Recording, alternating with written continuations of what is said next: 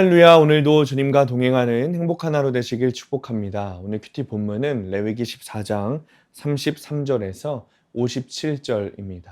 오늘 큐티는 집에 발생한 나병이라는 제목으로 집 곰팡이에 관한 묵상입니다. 말씀 질문입니다. 왜 곰팡이 때문에 피와 물을 찍어 뿌려야 할까요? 시내산 아래 장막을 치고 거하는 이스라엘 백성들에게 하나님은 그들이 가나안 땅에 이를 때 발생할 수 있는 집의 나병에 대한 규례를 주십니다. 34절입니다. 내가 네게 기업으로 주는 가나안 땅에 너희가 이를 때 너희 기업의 땅에서 어떤 집에 나병 색점을 발생하게 하거든. 지금은 비록 집 없는 나그네로 살더라도 하나님의 약속을 믿으며 가옥의 나병에 대한 말씀을 듣고 지키기로 결단하면 약속의 땅에 정착할 때가 속히 옵니다. 그러나 그곳에서 그림 같은 집을 지어도 나병 색점이 생길 수 있습니다. 축복으로 받은 집과 산업에 보기 흉한 색점이 생긴다면 공동체에 묻고 말씀의 인도를 받아야 합니다. 집 벽에 푸르거나 붉은 무늬의 곰팡이가 피면 그 집을 7일간 폐쇄합니다. 7일째 되는 날 제사장은 그 집에 다시 들어가 색점이 벽에 펴졌으면 색점 있는 돌을 빼내고 집안 사방의 흙을 긁어 버리게 하고 다른 돌과 흙으로 대신하게 합니다. 집에 생긴 나병 색점은 인간 죄성에 오염된 환경과 제도를 뜻합니다. 성도의 거주 환경과 모임 등이 그 영혼에 악영향을 끼친다면 이를 개선하고자 노력해야 합니다. 그럼에도 색점이 재발하면 성도는 악성 나병을 끊고자 그 집을 과감히 헐어버릴 수 있어야 합니다.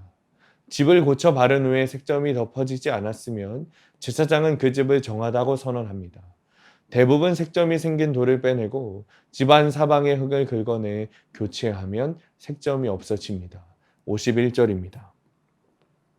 백향목과 오슬초와 홍색실과 살아있는 새를 가져다가 잡은 새의 피와 흐르는 물을 찍어 그 집에 7번 뿌릴 것이요.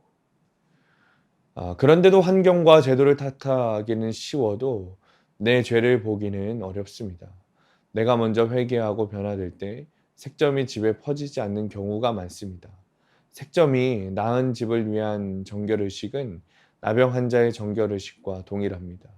이처럼 죄로 오염된 환경과 제도를 정결하게 하기 위해서도 자기 희생과 속죄의 은혜가 필요한 것이죠. 적용 질문입니다. 축복으로 받은 집과 산업에 색점이 생길 때 즉시 공동체에 알리고 있습니까? 악하고 부패한 환경을 비판합니까? 아니면 먼저 내 죄를 보고 적용합니까?